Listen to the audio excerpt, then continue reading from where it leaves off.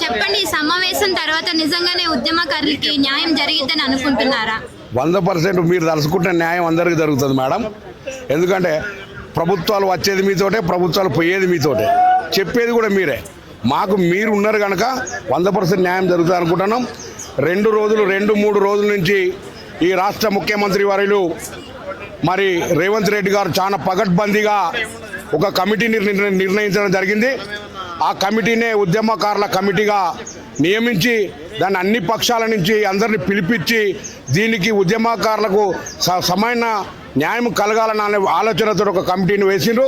అందులో కేశవరావు గారు చైర్మన్గా, అద్దంకి దయాకర్ అన్న గారు మరి కమిటీ సభ్యులుగా, ఇంకో 4 కూడా కమిటీ సభ్యులుగా ఉండి 3 రోజుల నుంచి ఉద్యమకారుల నుంచి జిల్లాల నుంచి పిలిపించుకొని ఎవరికి అన్యాయం జరిగింది, ఎవరు తెలంగాణ వాదులు, ఎవరు తెలంగాణ శాసనసభ సమరయోధులుగా ఎవరైతే ఉన్నారో వాళ్ళందరినీ గుర్తించాలని, వారికి న్యాయం చేయాలన్న ఆలోచనగా ఈ యొక్క రేవంత్ రెడ్డి గారి ప్రభుత్వం, కాంగ్రెస్ ప్రభుత్వం ప్రతిష్టాత్మకంగా తీసుకున్న నిర్ణయానికి మేము వారికి కృతజ్ఞతలు చెప్తున్నాం.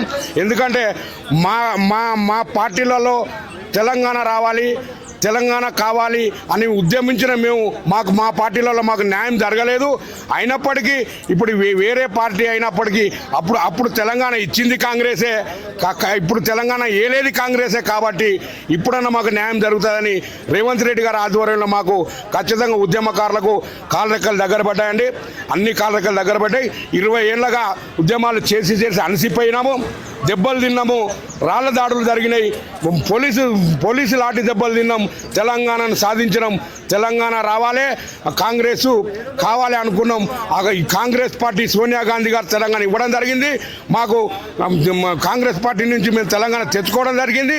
దానికి రేవంత్ రెడ్డి గారు యువ నాయకుడు, మంచి యంగ్ స్టార్ అయిన రేవంత్ రెడ్డి గారు ముఖ్యమంత్రి అవడు మరి ఉద్యమకారులను కూడా మర్చిపోవడాన్ని మేము గుర్తు చేస్తూ, మర్చిపోవద్దు అని గుర్తు చేస్తున్నాం.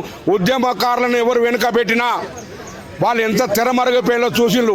ఇవాళ స్వాతంత్ర సమర యోధులు పోరాడితేనే, మహాత్మా గాంధీ లాంటి పోరాడితేనే తెల్లదొరలను ఉరికిచ్చిన చరిత్ర ఈ హైదరాబాద్ గడ్డది, ఈ తెలంగాణ గడ్డది. కనుక ఉద్యమకారులను కనుక మర్చిపోయినట్టయితే మళ్ళీ ఆ రోజులు పునరుత్తం అయ్యే అవకాశాలు ఉంటాయి.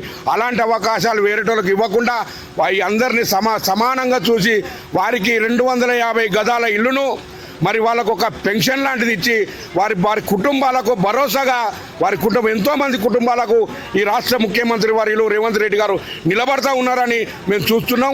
అదేవిధంగా ఈ ఉద్యమకారుల కుటుంబాలకు కూడా వారు ముందు నిలబడి మాకు చేయూతనివ్వాలని అనుకుంటున్నాం. మాకు చేయూతను కనుక ఇచ్చినట్టయితే వచ్చే 2 ఏళ్ల ఎలక్షన్లలో మళ్ళీ ఈ రాష్ట్రంలో మళ్ళా కాంగ్రెస్ పాలనే ఉంటుంది. లేకుంటే ఇక అది ఆ భగవంతుడే చూస్తాడు. ఉద్యమకారులకు అన్యాయం జరిగితే మిగతా వాళ్ళకి అన్యాయం జరుగుతాయి. కనుక దయచేసి ఈ మీటింగులను ఉట్టి కాగితాల మందమే పరిమితం కాకుండా ఇది ఇంప్లిమెంట్ చేయాలని కోరుకుంటూ రాష్ట్ర ముఖ్యమంత్రి వర్యులకు, ఉద్యమకారులకు అభివందనాలు.